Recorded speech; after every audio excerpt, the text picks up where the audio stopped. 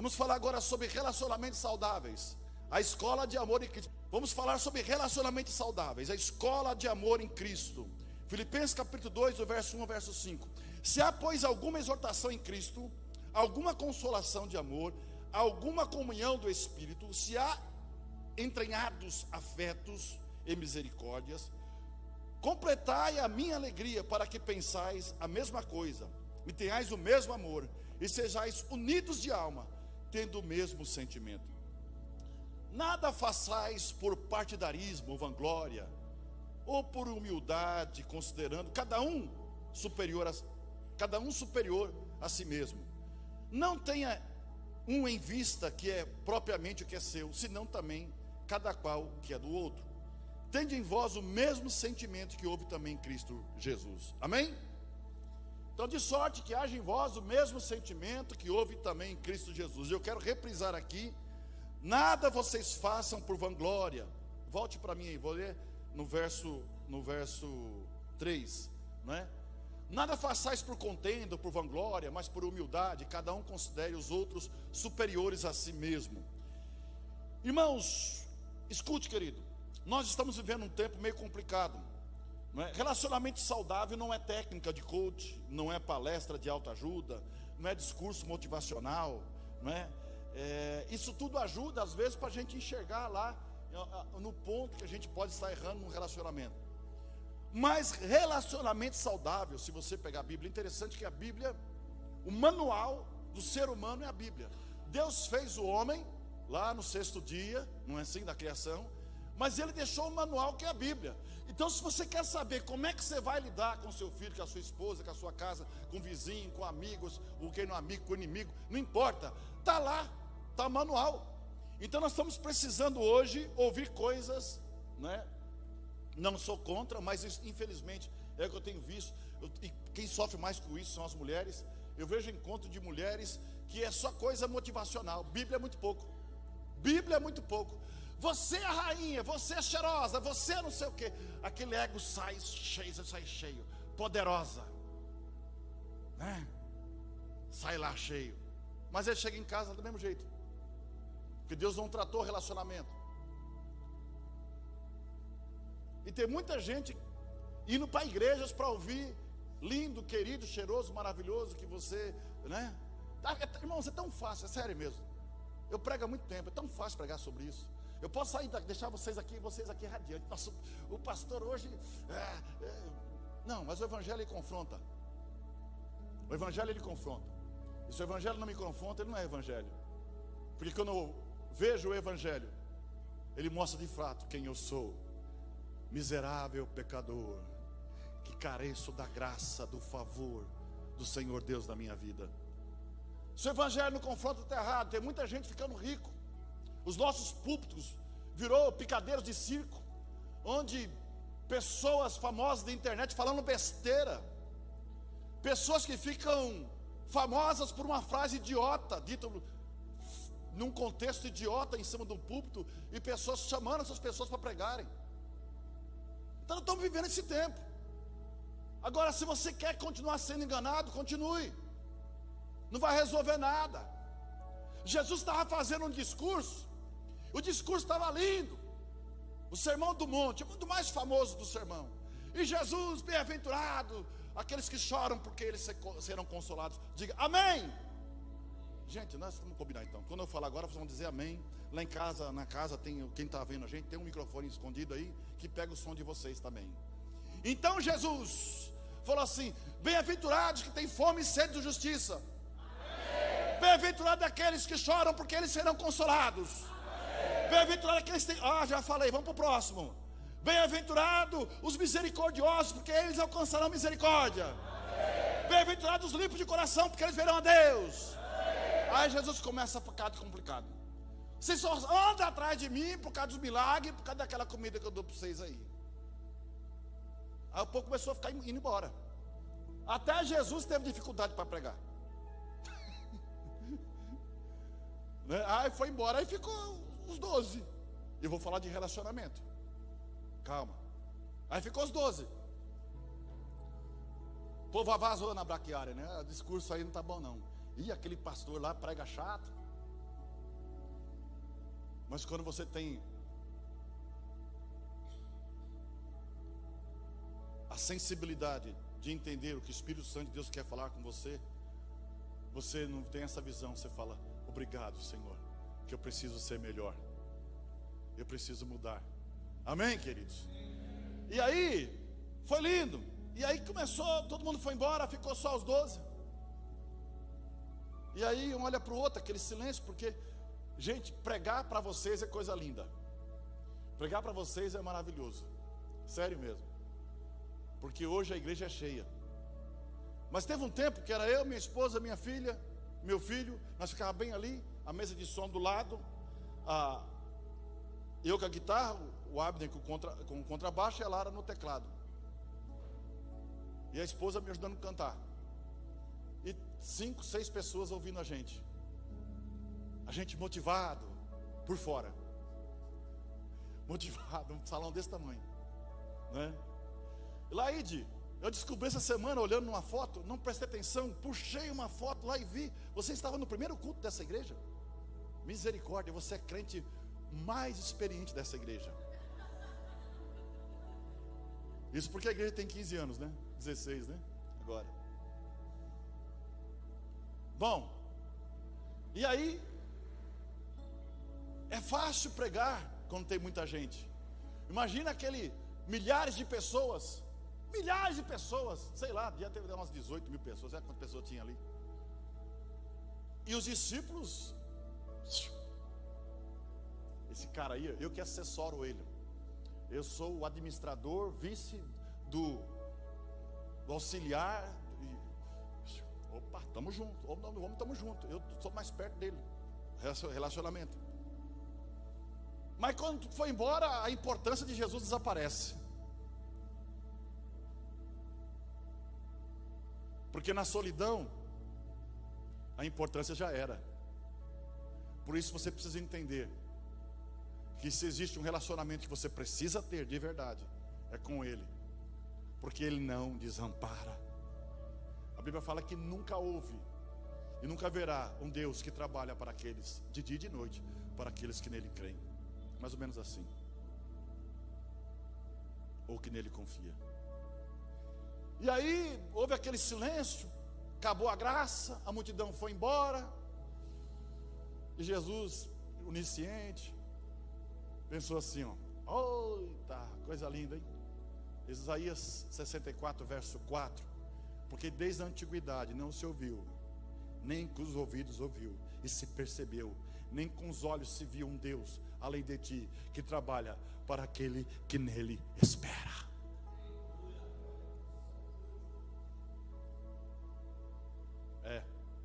E aí, ficou lá os discípulos. E Jesus percebeu que o ambiente não estava bom, estavam tristes. Ei, vocês querem ir embora? Jesus falou: pode ir embora vocês também. Vai embora. E sempre tem um líder numa patotinha, sempre tem, né? Desde criança, né? Você pode ver, tá que a turminha de criança sempre tem uns molequinhos ali que é o líder, né? Às vezes tem mais de um, aí dá confusão, né? Mas sempre tem líder. E eu acho que os discípulos já, por baixo do olho, olharam para Pedro. Se Pedro vazar, nós vaza junto. Aqui nós não fica, não. Aí Pedro fala uma das frases mais lindas que a palavra de Deus nos revela: para onde nós iremos? Pois só tu tem palavras de vida eterna. Ou seja, tudo que a gente ouve é só para cá, é só para esse momento. Mas o Senhor fala, depois da morte, só o Senhor tem palavras de vida eterna. Aleluia. Relacionamento. Quem tem relacionamento conhece. Quem conhece tem relacionamento. Você às vezes não está conseguindo as coisas porque você não tem relacionamento. Eu não quero constranger ninguém. Você orou hoje, mas nem para comer, pastor. De vez em quando eu almoço com o Thomas, né? Ele quer come devagar. Hoje eu fui almoçar com a minha esposa e ela falou: viu, mas você come muito rápido. Já acabei de comer. Você já acabou de comer, eu estou na metade. Fica tranquilo, né? Mas você agradeceu a Deus? Então a gente não tem relacionamento. Relacionamento saudável é um evangelho dentro da gente. É a cruz entre eu e o outro. Quando eu coloco a cruz entre eu e o outro, as coisas são diferentes. Se o evangelho não ultrapassa o corredor da sua casa, não vai no quarto dos seus filhos, não senta à mesa com a sua esposa, esse evangelho está doente. Deus trouxe você aqui para dizer que você não foi criado para viver sozinho. Você não foi chamado para ser uma ilha. Você não foi chamado para ficar atrás de altos muros, dizendo: ninguém me entende, ninguém me vê, eu prefiro ficar na minha. Hoje é muito comum as pessoas dizerem isso: melhor sozinho do que... Mas será que está certa essa frase? Como é que eu sei que eu estou mal acompanhado? O problema é que às vezes eu não dou chance para saber se a companhia é boa ou não. E aí nós estamos ficando sozinhos. A solidão não pode ser confortável, porque ela nunca foi plano de Deus. Ontem eu preguei no encontro de casais da Igreja Assembleia de Deus. Eu até brinquei um pouco lá e falei: olha, lá estava Adão lá de boa. Adão era inteligente.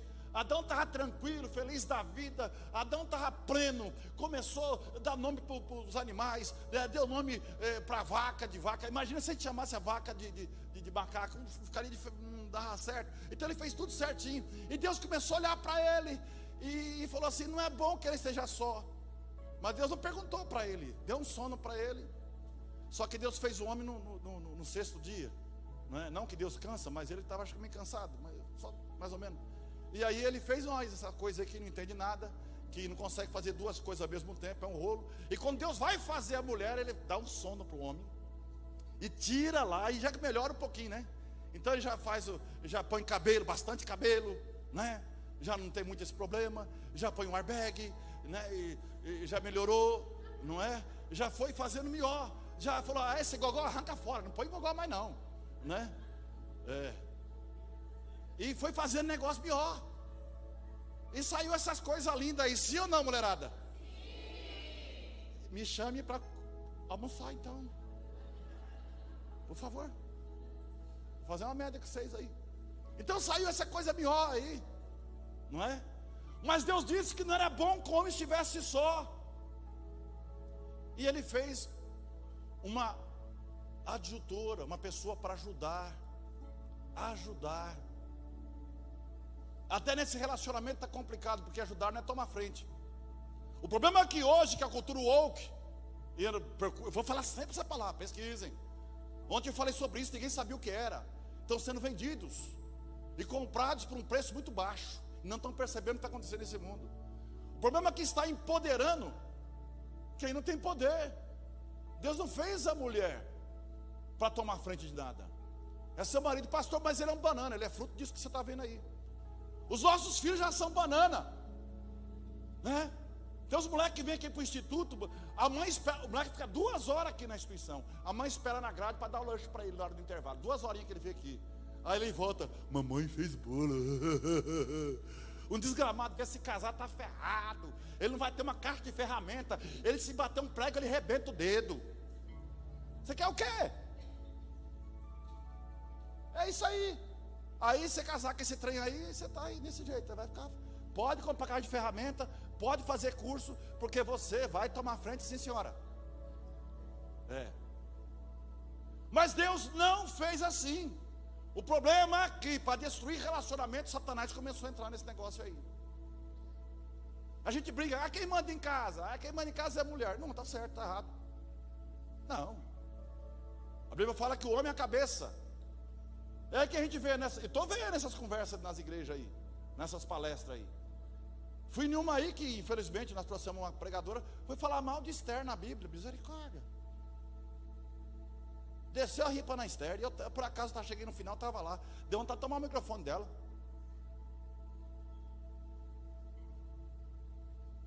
Eita. É bom que vocês coloquem bem, porque esse povo vai achar que eu estou conversando fiado. 1 Coríntios capítulo 11, verso 3. Mas quero que saibais que Cristo é a cabeça de todo homem, e o homem é a cabeça da mulher, e Deus a cabeça de... Acabou.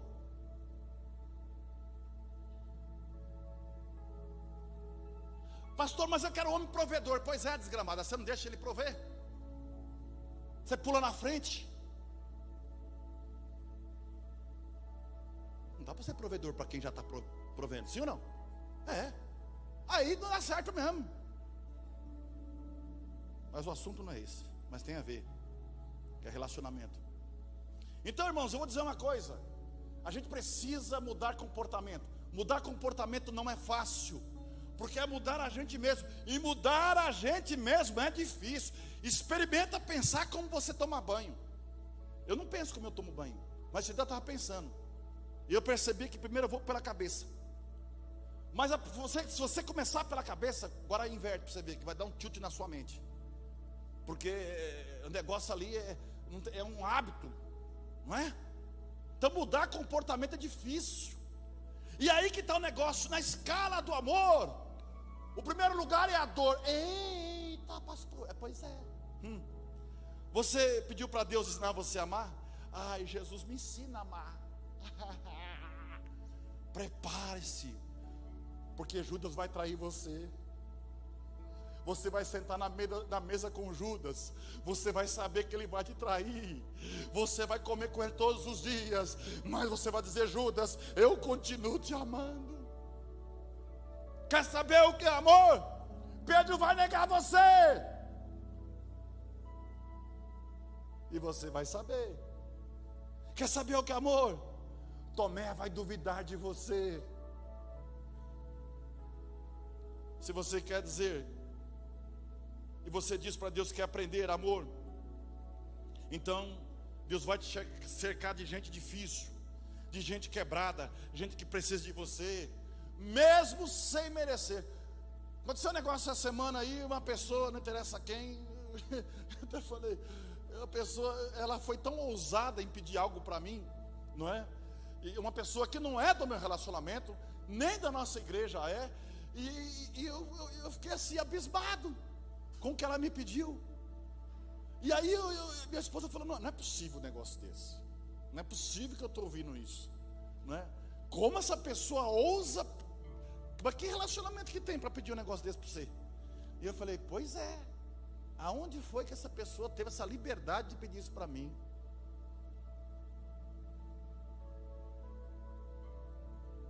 Tinha um cego à beira do caminho que não tinha relacionamento com Jesus, mas ele dizia: Jesus, filho de Davi, tem misericórdia de mim, eu quero ser curado. Jesus nunca fez o bem para alguém perguntando qual o nível de relacionamento que ele tinha. É a tua fé, crê, ser curado.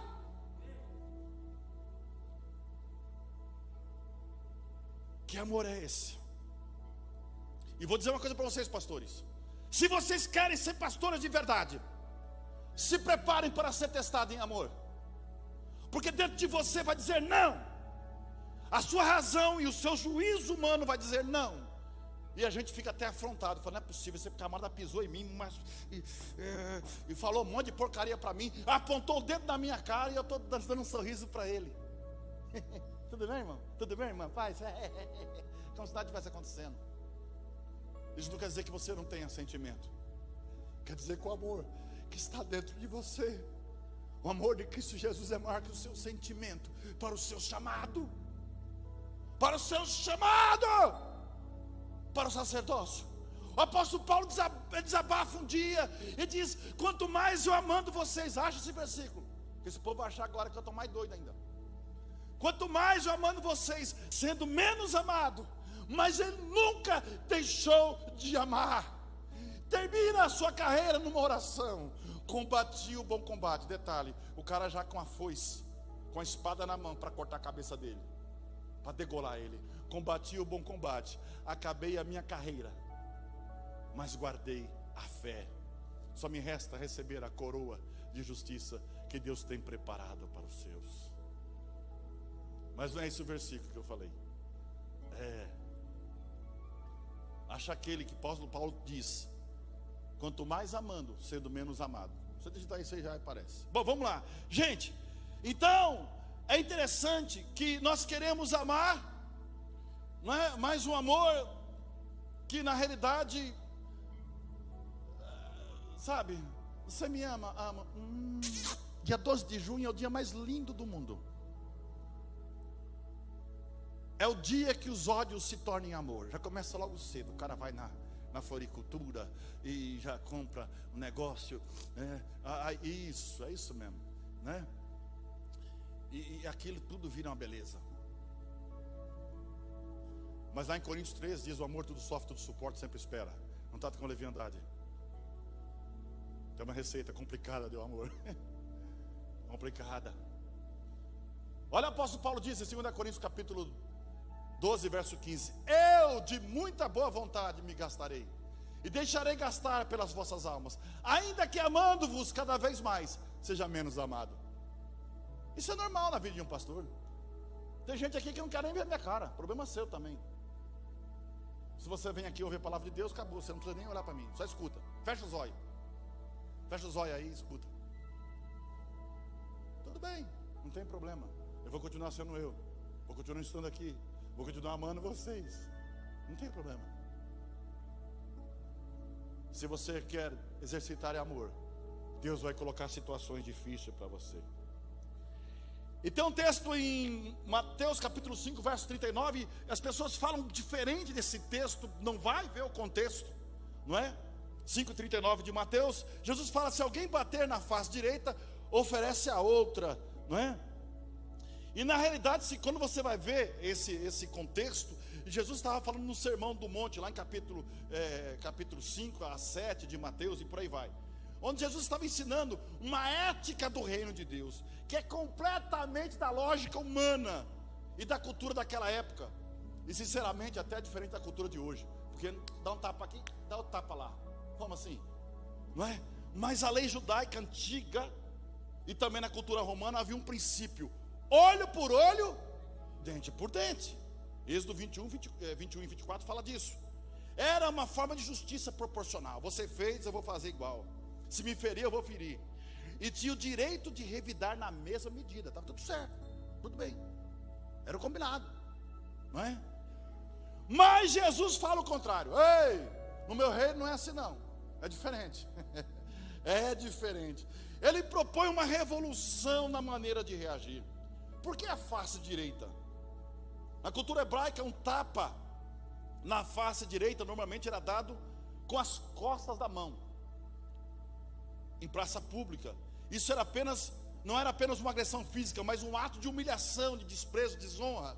Jesus estava falando aqui não de espancamento ou agressão, mas de destruir fisicamente. Não de destruir fisicamente, mas sim de um ato de ofensa, de humilhação social. E ele está dizendo: se alguém te humilhar, se alguém te desprezar, não entre no jogo da vingança. Não é olho por olho e dente por dente. Isso está querendo dizer. Não está falando de fisicamente, não é?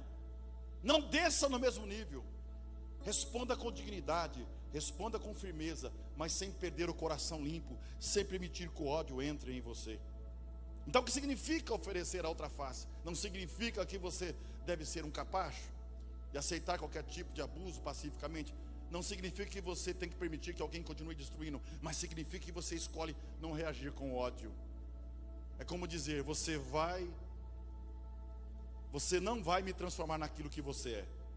Você não pode me bater, mas eu vou bater de volta com a mesma moeda? Não vou fazer isso. Eu tenho outro padrão. Eu sigo o mestre. É isso que Jesus estava dizendo. É isso. E se tem uma coisa que é difícil e o pastorado exige da gente, é isso, não é? Resumindo, sabe por quê? Porque o céu se manifesta no segundo tapa. No primeiro tapa qualquer um aguenta, mas no segundo, você entendeu o evangelho. É só no segundo, irmão, que você vai entender o evangelho.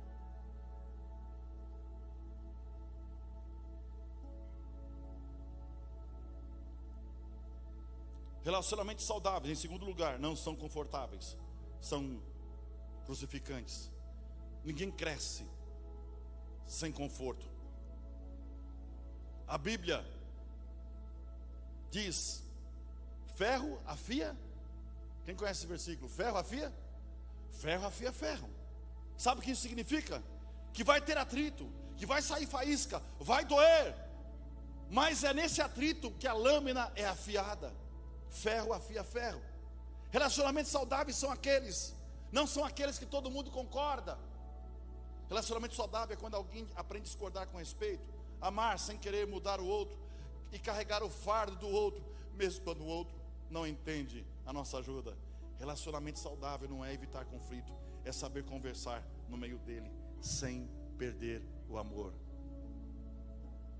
Eu já falei sobre isso, que às vezes a gente vai corrigir uma criança e a gente, no ato que a criança faz aquele ato, que aquela travessura, a gente, não, irmão, deixa passar então, porque aquilo é um ato seu, de revolta sua, de nervosismo seu, e a criança, ou qualquer ser humano, pela sensibilidade que tem, percebe que ali não é uma correção. Você está só descarregando a sua raiva. Mas quando você deixa passar, vem cá, vamos trocar uma ideia. Aquele dia você fez assim. Agora você vai levar umas palmadas. Ah, pastor, mas eu não consigo. Pois é, aí que está o problema. Você não consegue mesmo, porque ali não era uma correção, ali era raiva. Entendeu? Porque você não consegue. Mas a Bíblia fala sobre isso, não vamos entrar nesse detalhe de criar filho. Jesus tinha 5 níveis de relacionamentos. E às vezes no nosso relacionamento nós temos que privilegiar sim a lealdade. Vamos tratar todos iguais? Também não. É só saber como lidar com isso. Deus não faz acepção de pessoas para a salvação. Diga assim: Deus não faz acepção de pessoas para a salvação. Mas para trabalhar no reino, Ele escolhe. Todo aquele que crê e for batizado será salvo. Beleza, vamos para lá. Mas também lá nos céus tem a meritocracia, que tem os galardões, os prêmios que serão dados segundo as obras, aquilo que você fez. Pastor, eu não faço nada. Beleza, lá você não vai ter nada, sua coroa vai ser só o arco. É só saber, não tem nada. Beleza. Sua coroa passou lá no caos, ele fez lá um negócio lá, não tem uma pedrinha, não tem nada, né? Não tem nada. Mas Deus escolhe pessoas. Em Efésios capítulo 11, 4 e verso 11, Ele mesmo escolheu uns para apóstolos, outros para profetas, outros para evangelistas, outros para pastores, outros para doutores. E cada um desses tem que ter um relacionamento. Cada um desses tem que saber da responsabilidade. Jesus tinha 5 níveis de relacionamento. Primeiro nível, multidão. Multidão estava ali, gente curioso, gente que queria ouvir. A igreja também tem, tá? A igreja também tem os curiosos, aqueles, olha, eu só gosto de vir aqui para a igreja, sentar e assistir o culto e ir embora, tudo bem. Pastor, quando dá 3 para as 9 eu já estou saindo fora. Aliás, deixa o carro lá na rua para não ter problema de nenhum irmão, quando for tirar o carro, precisar esperar o irmão tirar o carro, porque me poupe, né? Esperar o irmão tirar o carro, misericórdia, né? Não dá, né? Então já deixo lá na rua. Tem gente assim. Ele não gosta de ter relacionamento. Ele não vê a hora de, né? Eu acho que ele já chega pensando em ir embora, sim ou não? Eu não sei, é um absurdo você. Tem gente que faz isso. Eu já leio, que eu vejo que é uma leitura. Eu estiver conversando com alguém, a pessoa olhou no relógio e minha conversa já encurta rapidinho. Se olhou para o relógio, eu já começo a resumir. Falei, epa, por isso está com pressa. Por isso que eu não quero conversar com o prefeito, eu faço ele vir aqui. Fala, não vou ir não, você vem aqui que nós trocamos uma ideia. Porque eu já fui lá no gabinete dele, ele é telefone que toca, é um que chega, é não sei o quê. O cara não presta atenção no que eu estou falando, não é? Mas são níveis de relacionamento. Jesus tinha relacionamentos com a multidão. Mateus 4, 25, grandes multidões o seguiam. Vinha da Galileia, de Decápolis, de Jerusalém, da Judeia, de tudo quanto era lugar. Vinha aleijado, coxo empurrado, um olho só, outro mancando, e vinha de tudo quanto era gente. O povo estava ali na multidão para receber a bênção. Por isso que eu quero chegar no culto e o pastor falar que eu sou lindo. Irmão, você é feio.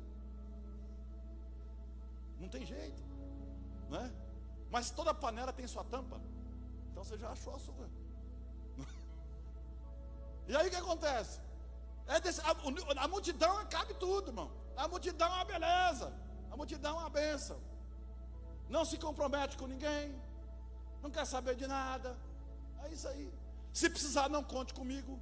Ou conte comigo. Não sempre dinheiro emprestado. Se não favor, pode contar comigo. Então não conta com nada, não é? Conta com nada. Desse jeito. Então nem todo mundo que está perto de você está verdadeiramente conectado com você. A multidão, as pessoas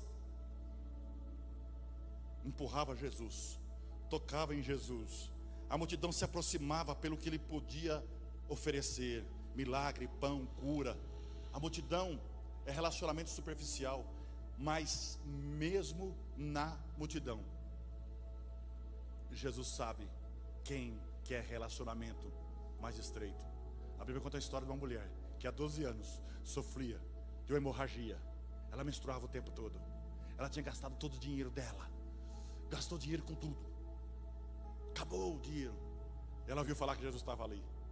Ela teve uma percepção e disse: olha, se eu tão somente tocar em Jesus, eu vou ser curado. Era mais uma na multidão. Pensava. Ela pensava que ela seria mais uma na multidão. Oh, irmãos, não seja mais um na multidão. Jesus precisa conhecer o seu nome. Porque tem uns naquele dia que ele vai dizer assim: viu, mas quem é você? Eu não conheço você. Mas Senhor, em teu nome expulsei os demônios, em teu nome curei os enfermos. Eu estou citando um trecho bíblico. Em teu nome fiz aquilo, apartai vós de mim, maldito, porque eu não vos conheço. Ô João, vem para cá, João, vem para cá. Vinde benditos do meu Pai, e possuí por herança o reino que está preparado desde a fundação do século. Você precisa ouvir isso. É essa frase que você precisa ouvir. E aquela mulher entra na multidão. Ela precisava inclusive estar anônima, porque se ela fosse pega naquela multidão, ela podia ser apedrejada. Porque a lei dizia que ela era imunda, ela não podia andar nas ruas. E ela vai, encosta, rela em Jesus. No empurra dos relacionamentos da multidão são frágeis, passageiros, interesseiros. Jesus encontra alguém que realmente queria mudar de vida, queria ter liberdade, que estava amando Jesus sem conhecê-lo, mesmo sem conhecê-lo. Aí Jesus pega e fala: alguém tocou em mim. Virou alvo de chacota. Todo mundo está te empurrando aí, você está doido? Todo mundo te empurra aí, ô Jesus. Empurra. Todo mundo tocou nos. Não. Alguém tocou em mim diferente, porque de mim saiu virtude. Você pode dar uma glória a Deus? Amém? Então, meu irmão, o relacionamento da multidão é superficial. Em segundo lugar, Jesus tinha um relacionamento com os discípulos na formação, um relacionamento de ensino, não é? Entre a multidão havia aqueles que decidiram caminhar com Jesus, mais perto de Jesus, seguir Jesus, ouvir seus ensinos. Marcos 8,34 fala: e chamando a si a multidão com seus discípulos, disse: se alguém quer vir após mim, negue-se a si mesmo, toma a sua cruz e siga-me. A Bíblia fala de 12 discípulos mais próximos de Jesus, mas tinham bastante. Jesus mandou que eles fossem de casa em casa pregar o evangelho. A Bíblia não menciona esses outros. Então vejam que a aplicação é essa. Esses já são para receber, eles querem aprender, querem caminhar, estão dispostos a seguir, mesmo quando o caminho exige renúncia. Caminhar com Jesus exige renúncia. O sacrifício às vezes não resolve, é a renúncia. Porque às vezes a renúncia, eu sempre digo, às vezes é maior que o sacrifício. Porque o sacrifício é algo que eu estou entregando. E se eu tenho bastante, eu posso entregar bastante, mas não vai me fazer falta. Mas a renúncia é pessoal. A renúncia é pessoal. Custa caro. Muito caro. Por isso que às vezes eu falo que o chamado pastoral é solitário. Porque a gente não pode ser o que a gente é, como gente. As pessoas esperam que o tempo todo esteja com o microfone na mão, falando alguma coisa nesse sentido. E às vezes esquece que a gente é humano. O pastor brinca. Aí não, né?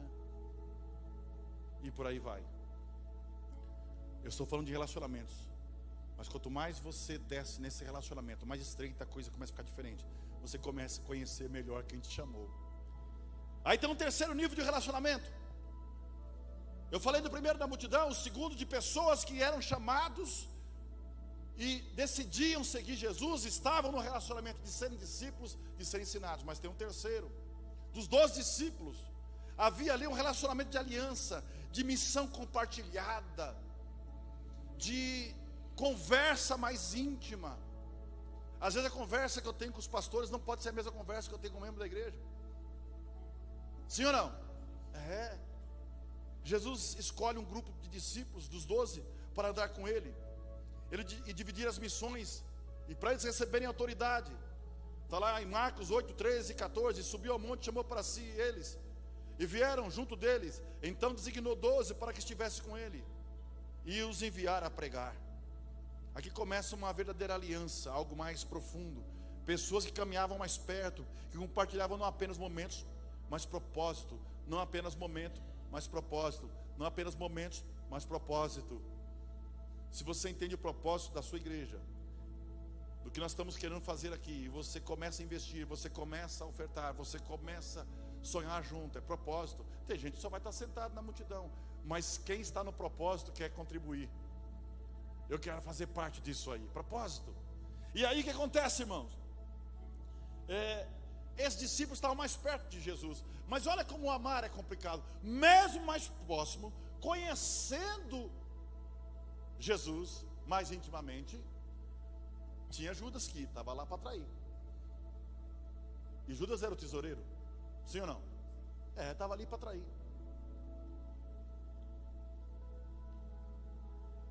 Mas o amor era o mesmo. Jesus nunca deixou de se sentar à mesa com Judas, porque sabia que ele ia trair.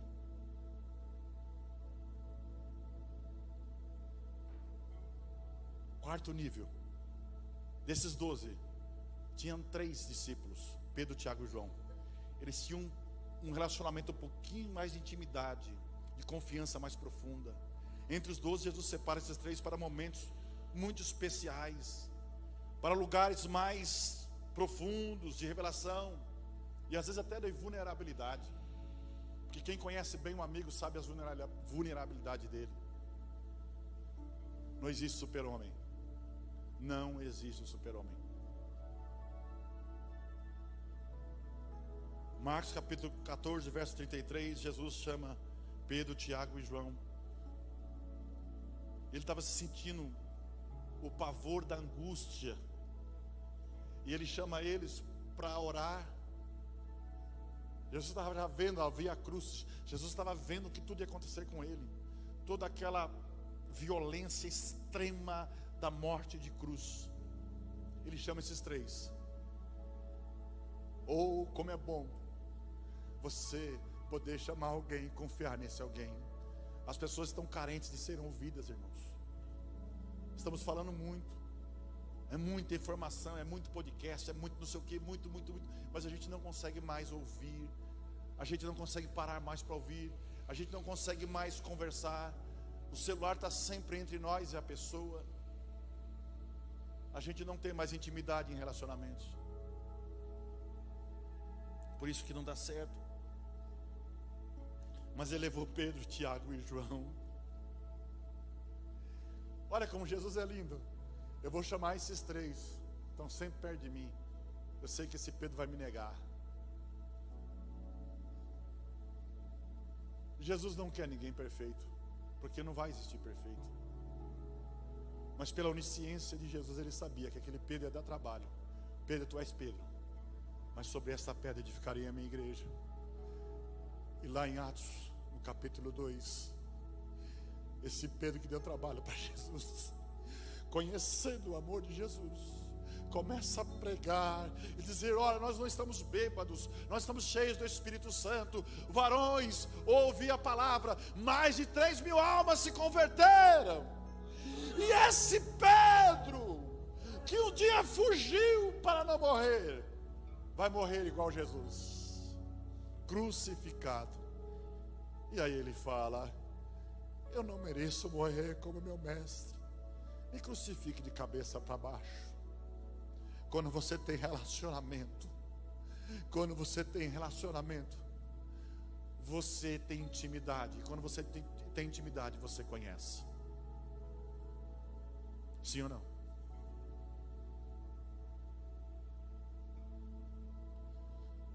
Nem todo mundo pode ir com você a lugares onde você chora. Há lugar que você chora sozinho, ou com alguém que você tem intimidade. Não é à toa que a Bíblia diz que se você jejuar, o que você faz? Coloca um sorriso no rosto e sai feliz. A barriga está roncando, não é? Mas você não vai mostrar. Eu tive um irmão e quando ele fazia jejum, eu já sabia que estava em jejum. Está meio triste? Ah, irmão, estou jejuando, estou me consagrando. É o contrário, não é? É o sorrisão aqui, a barriga roncando. E aquela comunitária que você tem, que já comeu a solitária, que já comeu todas as outras, né? Tá lá uma brigueira danada, um rolo, uma confusão, né? E você está aqui, ó. E parece que o dia que nós estamos fazendo um propósito no jejum, parece que é o dia que mais chega comida, sim ou não? Meu Deus do céu. Esse dia eu estava num propósito, aí chegou uma pessoa na minha sala com um negócio, um bolo de pote. Fala, Senhor Jesus, meu Pai, Senhor Jesus amado. Ah, Senhor Jesus. Podia ser um pote, qualquer outra coisa, né? De berinjela. Berinjela até eu acho que eu gosto. Maxixe não, né? Um pote de maxixe, alguma coisa assim, né? Mas é assim. Nem todo mundo pode ir com você para lugares onde você chora. Quando Deus foi para o Monte da Transfiguração, para a glória, Ele chamou alguns. Mas quando Ele foi para o Getsemane, Ele chamou outros. Jesus sempre levou esses três com Ele. A Transfiguração, no Getsemane, Ele chama esses três. Sabe por quê? Esses três viram a glória de Deus em Jesus, mas também viram a vulnerabilidade do Cristo feito homem, porque Ele foi moído pelas nossas transgressões, e o castigo que nos traz a paz estava sobre Ele, e pelas suas pisaduras nós fomos sarados. Pedro conheceu de perto a vulnerabilidade de Jesus. Eu acho que está aí a explicação do que ele correu para não ser preso. Não quero sofrer como meu mestre. Dificilmente um filho de pastor vai querer ser pastor. Muito difícil. Aliás, a grande maioria dos filhos de pastores, infelizmente, estão desviados. Estão longe dos caminhos do Senhor, porque eles foram mais cobrados que os outros. Eu fui do tempo que jogar bola era do Satanás, assistir televisão era do capeta. Acho que não podia ser capeta, né? Lapeta, está bem longe, né? É lá, né? Era muito cobrado. Filho de pastor é cobrado. Não existe filho de crente crentinho. Aprenda a entender em relacionamentos. Ore pelo seu filho, entregue ele a Deus e peça para Deus trabalhar na vida dele. Ele não precisa ser exemplo para ninguém. Poucos homens falaram: olhe para mim, porque eu sou imitador de Cristo. Eu só vi Paulo falando isso. Ser depois de meus imitadores, como eu sou de Cristo. Então você precisa entender qual o nível de relacionamento que você tem. Em quinto e último lugar,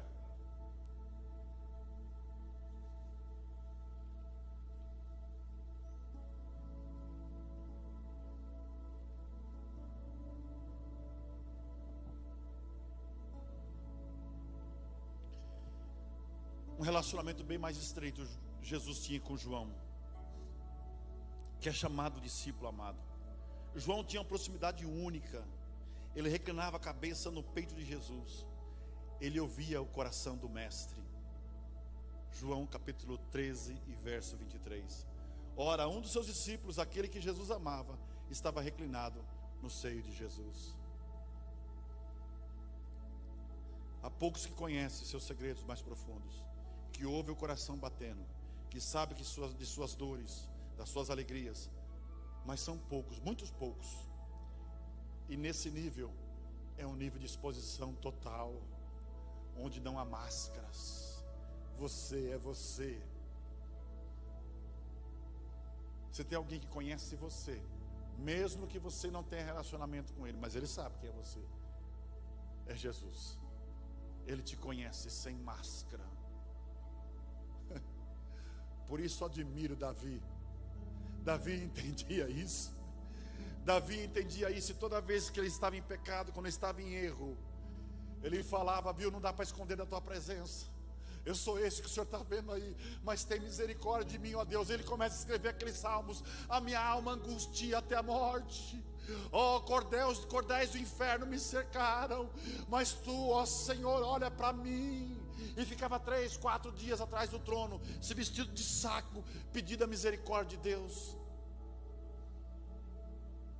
E numa das suas orações, ele fala: olha, Senhor, eu sei que sacrifício e ofertas o Senhor não quer, porque eu sou rei. Se o Senhor quiser sacrifício, poderia dar lá 100 bois, 100 carneiros, seja lá o que for, cordeiro para fazer sacrifício. Eu sei que o Senhor não quer, mas Senhor, um coração quebrantado e contrito, o Senhor não vai desprezar.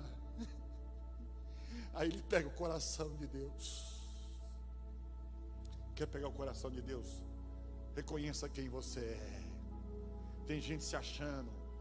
Os da multidão se acham, sabe? Os da multidão são aqueles. O povo da multidão é aquele que fica lá e fica achando defeito. Quantas pessoas vêm para o culto para achar defeito, irmão? Ele chega em casa, ele faz um outro culto. O culto da desgrama na casa dele. Aí ele começa: você viu hoje? Você viu fulano? Você viu Beltrano? Você viu não sei o quê? Você viu aquilo não sei o quê? Ele é a multidão. Mas quem quer relacionamento, quer tocar em Jesus e quer ser transformado, curado e mudado? Qual é o seu nível de relacionamento com Ele?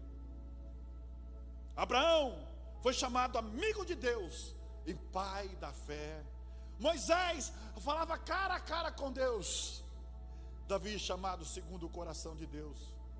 Não tem na Bíblia, não tem nenhum adorador a Deus como foi Davi. Não tem.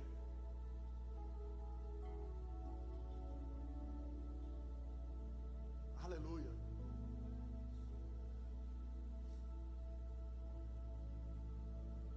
No mundo social, irmão, o que você fala para A, às vezes você não pode falar para B. Sabia? Às vezes você não pode. Mas sabe o que nos rebenta num relacionamento? É o orgulho. O orgulho é o inimigo número 1 da saúde dos relacionamentos. Anota isso no seu coração. O maior impedimento que você pode viver relacionamentos saudáveis não é o outro, é o seu orgulho. Esse negócio que fica gritando dentro de você: eu tenho razão. Quer viver bem, irmão? Quer viver bem? Desce do salto, desce do trono, veste a toalha de servo. Jesus vai lá no ritual de lavar pés, pega a bacia e vai lavar o pé dos discípulos. Deu rolo. Ei, mas peraí, não. Pedro falou: epa, aqui não. Não, você não vai lavar meu pé, não. Eu que tenho que lavar seu pé. Ei, Pedro, você não está entendendo. Convém que quando faça isso, para se cumprir.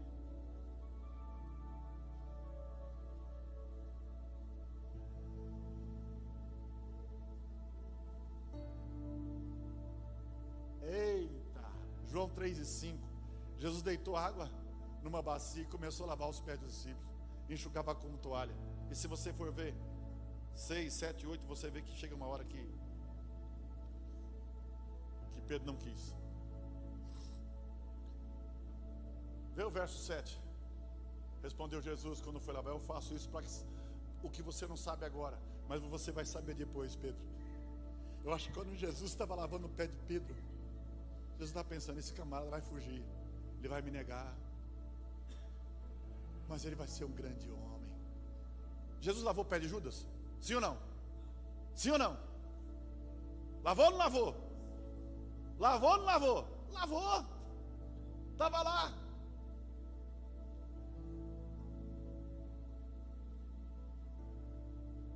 Então, irmãos, o orgulho faz você ficar na multidão. A gente acha que canta bem, né? E chega naquele irmão, de repente, eu estou dizendo para você cantar aí. Eles são diferentes, procure seu lugar. Nós temos um pastor que prega bem, mas não quero ele cantando. O dia que ele for lá para Tatuí, no conservatório fazer aula de canto, ele vai cantar. Por enquanto ele só vai repetir as frases do hino, né? E fica bonito isso aí, viu? Isso aqui fica bonito, né? Pesquisa para eu não errar se Judas estava quando Jesus lavou os pés. E aí o que acontece?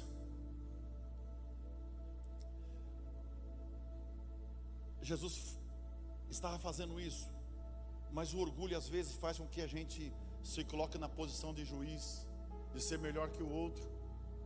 Às vezes eu passo na frente de uma igreja, sabe aquela igrejinha pequena? Tem lá uma caixa de som que dói o ouvido, né? Aqueles irmãos desafinado. Tem lá os irmãos dando glória a Deus. Aí você passa, você é músico, ok. Deus não se importa com essa situação, porque às vezes aquele louvor é o melhor louvor que aquela pessoa pode dar. Entende? Então às vezes o orgulho nos coloca na multidão e a gente não consegue ter relacionamento, porque a gente é crítico. Na multidão estavam os fariseus, os saduceus, e os fariseus sempre estavam ali para quê? Julgar. Eles tinham uma lei, a lei mosaica. Ei, vamos ver se Jesus, a multidão, vamos ver se Jesus ele está fazendo certo. Tudo bem. Ei, deu ruim. Leva essa mulher lá que foi pegando o teto e joga lá no pé dele. Agora eu quero ver. Agora pegamos ele. Ô Jesus, você falou que veio para cumprir a lei. A pegadinha, sabe como é que é? Primeiro vem aquela conversinha mole. Viu? Vim para cumprir a lei. Toda a lei. Estamos aqui para cumprir. Tem certeza? Você não precisa. Jesus, você não quer ajuda dos universitários? Você pode pular, inclusive. Você tem mais uma carta, você. É mais ou menos assim. Parecia o show do milhão. A gente não, vinha para cumprir a lei. Olha, essa mulher aí, joga lá. Joga lá a mulher lá. Essa mulher aí, eu peguei adultério. A lei manda apedrejar. E o senhor vai falar o que agora? Pegou. E agora? Se manda apedrejar, vamos mandar a pedra nela, não tem problema nenhum. Vamos apedrejar. Opa, nós estamos aqui. Eu já procuro uma pedra para mim também. Vamos apedrejar. Não tem problema nenhum. A lei manda. Vamos lá. Mas tem uma coisa. Pode começar quem não tem pecado. Pode tirar a primeira pedra aí. Ele agachou, escrevia no chão um negócio que ninguém sabe o que é, mas diz que pela atitude dos caras ali em volta, parece que era um negócio que estava escrevendo coisa feia, né? Você faz parte da Lava Jato. Fulano, você roubou lá no Sinédrio as ofertas do povo. Você pegou a oferta da viúva. O cara falou, rapaz, vamos sair fora porque vai dar problema aqui. Eu acho que foi isso, a Bíblia não fala que é isso. Jesus lavou ou não lavou o pé de Pedro? Lavou. Isso é amor. Então veja que às vezes você precisa se esvaziar de você. Nada façais, como já li nessa noite, por vanglória, para se mostrar por humildade, considerando uns superiores aos outros, porque tem aquela falsa humildade, né? Isso aqui nem político, em época de eleição, essa humilde, rapaz. Aquelas criancinhas catarrentas e beija, e não sei o que, isso aqui, coisa linda.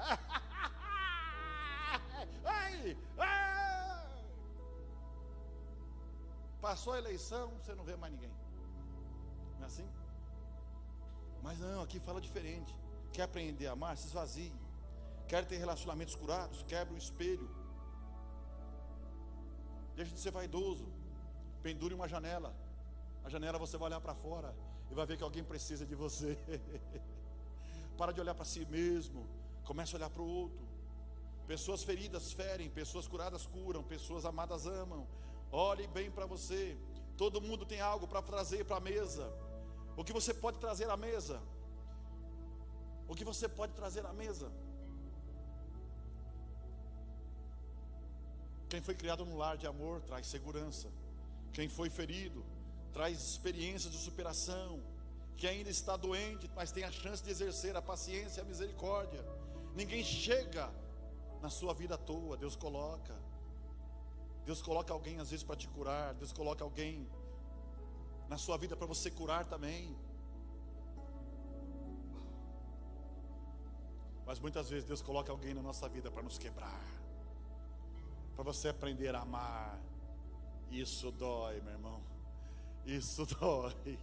Você olha para a cara do caboclo assim, você fala: Jesus, me dê graça, que o Senhor me dê força, eu arrebento. Não é assim? Você está assim. E o Espírito Santo fala: aguenta a mão aí, camarada. O evangelho que não é relacional não é evangelho, irmãos. Jesus não mandou a gente construir torres.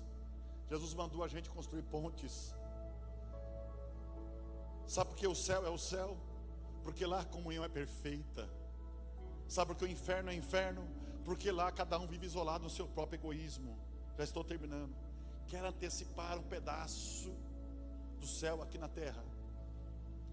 Ame, perdoe, se exponha, seja vulnerável, rasgue o peito, diga: eu me comprometo a amar, mesmo que eu me machuque de novo.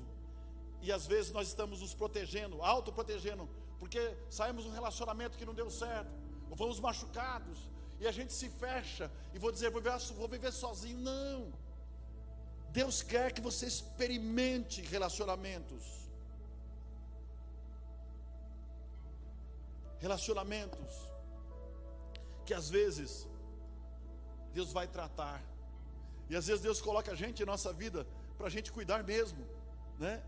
Deus está nos chamando para uma nova estação de relacionamento, relacionamentos mais profundos, mais verdadeiros, mais transparentes, relacionamento onde a gente possa olhar no olho e dizer: irmão, eu concordo com você, ou eu não concordo com você, mas eu te amo.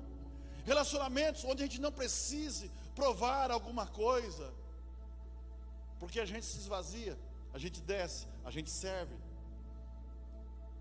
Relacionamento saudável não é aquele que vai deixar de machucar, mas é aquele que, mesmo machucado, você resolve curar as feridas e continuar. Hoje Deus está levantando uma geração de pessoas inteiras, que não precisa de aplauso para servir, que não precisa de vanglória, que não precisa de holofote para amar. Gente que aprende a dizer: eu sou quem eu sou, quando ninguém está olhando para mim, quando não tem troféu, quando não há selfie, quando não há reconhecimento. Quando você fizer e ninguém saber que você fez. Amém?